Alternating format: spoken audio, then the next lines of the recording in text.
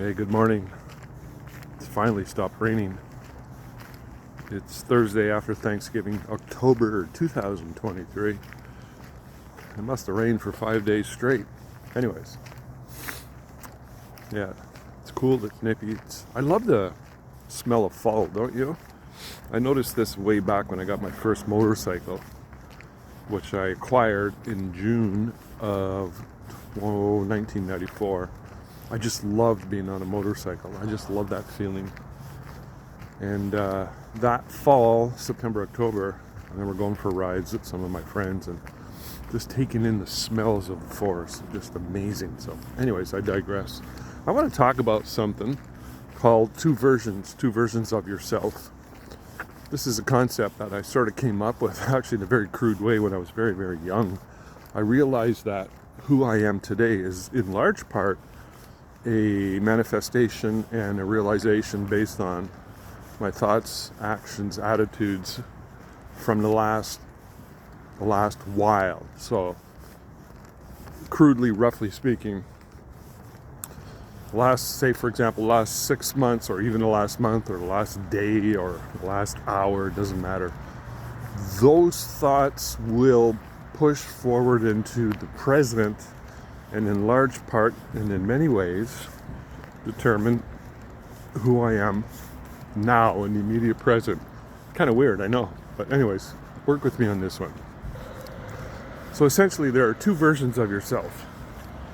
There are two versions of me, who I am today and who I am tomorrow. In that sense, the past doesn't matter. It's completely irrelevant, but it's sort of relevant based on what I just said. So I know it sounds confusing, but anyways, so if you are attentive to this idea, you can implement strategies and you can work it so that it'll be of benefit to you, so that you can watch your thoughts, your actions, your decisions, and push forward into the future. I'll give you a couple examples. I used to teach a goal setting workshop, and one of the goals that most people quite often had were health related. Meaning, they wanted to be healthy, they wanted to lose weight. So I'd always say, what's your number? So instead of saying, I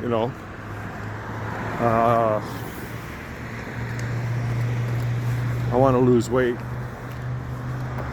I'd say, what's the number? What is the number you want to be at? So, say for example, it might be for me, I might say I want to weigh 180 pounds is my goal. So saying 180 as something worthwhile pursuing makes a lot more sense. It's much more positive, it's much more affirmative than saying I want to lose 30 pounds, which at one time was true for me, because I was at one time I was at 210 pounds. But hey, it happens. Too many donuts, what can I say? So, but my idea is you got to use your words carefully and project into the future. So there's two versions of yourself: who you are today and who you are tomorrow. The version that you have for yourself for tomorrow, hopefully, is a better version of who you are today. This takes work. I know this is hard. I think that knowing what you want, in respect to what I'm saying, is one of the hardest things you can do. Most people won't do it. It's busy. I'm on Berry Down. Everybody's going to work. I'm going to Chorus for coffee with the Breakfast Club. So, but if you know this, who am I today and where do I want to be tomorrow, two versions of yourself, if you project that into the future. Another aspect to this too that's pretty important is knowing where you're incompetent versus where you're competent. Oftentimes when you see a discrepancy between the two, you will see one of the biggest problems, which is your ego. Your ego often will stop you from A, recognizing where you're incompetent, and B, not only recognizing where you're incompetent, but be willing to do something about it. So I can talk about, my arm's getting sore. I can talk about my industry, for example, photography.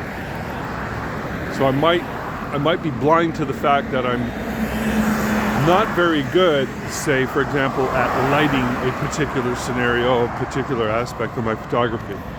However, I might look at it and go, yeah, no, I'm okay.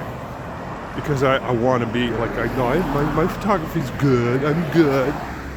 Geez, there's a lot of traffic. I'm trying really hard not to get run over. Here we go. Crossing the busy Berry down. 6 lanes. So you know what I mean? So incompetence versus competent is a journey. It's a journey.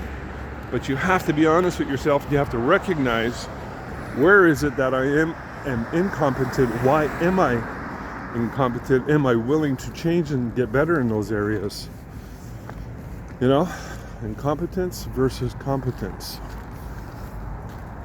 Anyways, your imagination, your courage, your willingness to look inward are all very important factors in all of this. Okay?